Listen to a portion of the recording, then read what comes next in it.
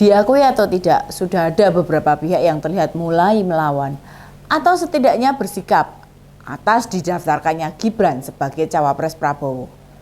Ini dia info terkini Widya. Saya hormati keputusan Pak Rosan, ya, dan saya sudah diskusi internal di kementerian. Saya sudah lapor Bapak Presiden juga bahwa nanti kita satu saja, wamennya Pak Tiko.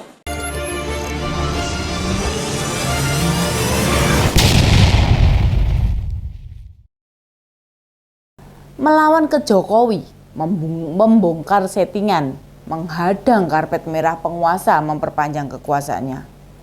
Ini bukan perkara memberi kesempatan pada generasi muda atau tidak, membatasi hak orang untuk jadi cawapres. Berbagai argumentasi mempertontonkan jalan wali kota Solo jadi pendamping ketua umum Gerindra sebagai jalan pintas, jalan istimewa, jalan pengecualian yang tidak bisa dilewati generasi muda lain. Ini benar-benar pengecualian, privilege, tiket khusus pada Gibran.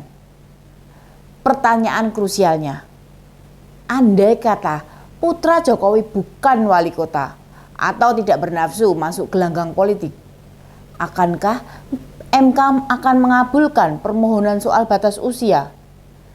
Hampir tidak ada yang meyakini 9 hakim MK mengabulkan gugatan tentang batas usia capres-cawapres. Dan pihak-pihak yang tersingkir menunjukkan mereka membuat perhitungan. Salah satunya yakni Menteri BUMN, Pak Erick Thohir. Usai salah satu wakil Menteri BUMN ditarik jadi tim sukses Koalisi Indonesia Maju, sang menteri memastikan posisi yang ditinggalkan wakilnya tak akan ada penggantinya. Seperti kita tahu, Pak Rosan Ruslani ditarik jadi tim sukses Prabowo Gibran. Otomatis jabatan wakil Menteri BUMN harus dilepas. Padahal penunjukan jabatan menteri dan wakilnya merupakan kewenangan presiden. Mengapa Pak Erick sudah berani dan mendeklar bila tak perlu mengangkat wakil menteri pengganti Pak Rusan? Ini tentu sebuah tindakan berani, sikap yang mendahului kepala negara untuk menilai dan memutuskan apakah akan diisi pengganti ataupun tidak. Seberani itukah Pak Erick? Atau memang dirinya sudah jengah pada kepala negara? Utamanya sikap presiden pada dirinya. Kita tahu ada jejak-jejak yang punya ikatan kuat antara Pak Jokowi dengan Pak Erick. Awal kerjasama yang apik antara keduanya muncul waktu Pak Erick dipercaya menggelar Asian Games 2018 lalu. Event internasional itu berjalan sukses dan usai Pilpres 2019, Pak Erick dipercaya untuk jadi Menteri BUMN. Selama dikendalikan pria yang berlatar belakang pengusaha ini, BUMN mampu menjaga performnya dengan baik. Seiring dengan itu, namanya disebut-sebut sebagai salah satu kandidat cawapres.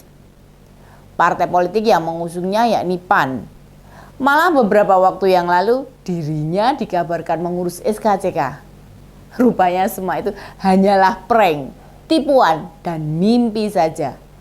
Sebab Prabowo kemudian lebih memilih Gibran, seorang anak muda dengan pengalaman di politik baru 2 tahun lebih. Mau bagaimanapun, dikalahkan seorang Gibran bukan perkara sepele. Keunggulan Gibran dibandingkan Erick Thohir gegara anak presiden. Coba kita lihat. Pengalaman Pak Erick ini bukan hanya kelas nasional, melainkan internasional. Pernah memiliki klub Inter Milan, klub bola elit di Liga Italia. Lalu juga membeli klub basket Philadelphia 76ers, salah satu klub basket di Amerika. Juga ada DC United, klub bola di Amerika, dan lain sebagainya. Pak Erick ini juga punya jaringan dengan berbagai ormas, salah satunya NU yang belum lama ini menggelar peringatan 1 abad NU. Itu juga dikomandoi oleh Pak Erick. Coba deh cari, kira-kira apa prestasi dari Mas Wali di skala teritorial, skala provinsi lah. Mungkin ada yang tahu? Bisa kita prediksi pernyataan Pak Erik menolak ditempatkannya seorang wamen menggantikan Pak Rosan jelas menunjukkan sikap perlawanannya. Di sisi lain, secara resmi, pemerintahan Presiden Jokowi berakhir Oktober tahun depan. Bila para pembantu presiden terganggu dengan proses Pilpres tahun depan, akankah rakyat bakal jadi korbannya? Ada 2 menteri yang ikut kontestasi Pilpres dan 2 menteri yang menjabat ketua umum partai. Bakal terbelah perhatiannya antara mengurus negara dan mengkonsolidasikan partainya. Belum lagi pihak-pihak yang dikecewakan presiden, ya gara-gara harapan atau iming-iming palsu. Akankah negara ini dibiarkan autopilot atau berjalan tanpa arah yang jelas? Pak Jokowi, tolong pertimbangkan dengan baik situasi politik sekarang ini. Memang tidak ada undang-undang yang mengharuskan mundur menteri yang jadi capres ataupun cawapres. Begitu pula menteri yang menjadi ketua umum partai, fokus pada tugas-tugas kepartian. Namun, melihat Pilpres nanti diikuti 3 pasang calon, dapat dipastikan kondisinya berbeda, ditambah ini Pilpres dengan peserta tanpa incumbent. Akan mempengaruhi kebijakan kementerian atau perform target yang sudah ditetapkan. Ya, seperti yang disampaikan di awal, Pak Erik yang disebut berpeluang jadi cawapres ternyata hilang begitu saja. Hanya gara-gara anak presiden turun gelanggang. Upaya PAN mengusungnya juga bisa disebut sudah tidak ada. Akankah dalam Pilpres nanti dirinya tidak masuk ke tim sukses manapun atau bakal merapat ke lawan koalisi Indonesia Maju? Kayaknya kemungkinannya kecil masuk ke pendukung Prabowo Gibran. Bagaimana mau turut mendukung bila nasibnya sendiri malah diabaikan? Bisa dinilai walaupun diusung oleh banyak partai, nampaknya yang tersakiti atas pasangan Prabowo Gibran bukan hanya Pak Erik. Kita juga tahu Pak Yusril juga sempat mengurus SKCK pula. Pakar hukum tata negara ini turut berkomentar negatif atas keputusan MK yang mengabulkan batas usia capres-cawapres di bawah 40 tahun. Di kader Golkar juga ada Bang Arman Garuda Nusantara, pencemooh Gibran mendampingi Prabowo. Posisi Pak Airlangga sebagai Ketua Umum Golkar dikabarkan ikut terancam. Seperti kita tahu, hasil Munas Golkar mengamanatkan ketua umumnya bisa dicapres atau dicawapreskan. Sebab terhitung setidaknya 3 kali Pilpres, Golkar absen mengusung kader mereka dalam Pilpres.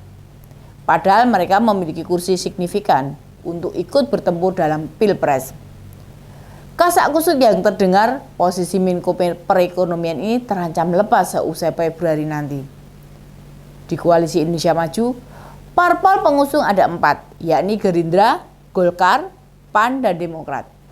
Golkar dan PAN sudah dipastikan tidak mendapat tempat istimewa. Bagaimana dengan partai pimpinan AHY? Ya, sama saja. Awalnya banyak yang memprediksi Ketua Umum Demokrat bakal dapat hadiah kursi menteri usai bergabung mengusung Prabowo Gibran. AHY malah sempat dipanggil ke istana secara mendadak. Panggilan ini membuat publik memperkirakan akan ada hadiah yang diberikan pada Partai Biru atas merapatnya mereka mendukung putra sulung Jokowi. Ditambah di akun medsos suami dari Mbak Anissa Pohan ini memposting tentang pertanian.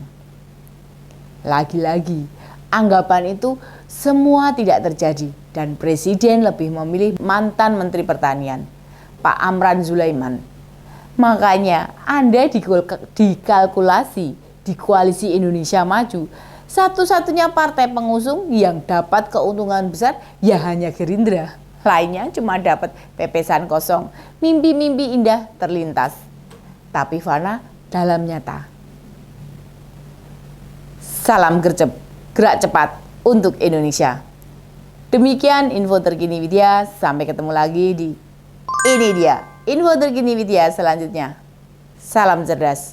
Ini dia, info terkini Widya